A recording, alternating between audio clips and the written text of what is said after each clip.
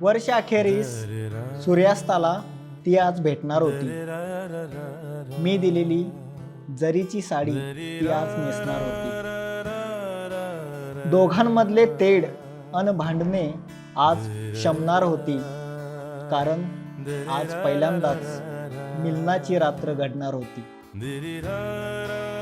खूप दूरची नदी आज सागराला मिळणार होती.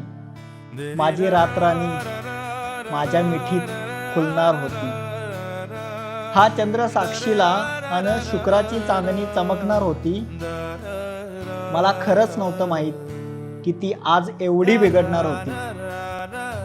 तिच्या ओठावरचा तीळ माझी नजर खूप जवळून पाहणार होती.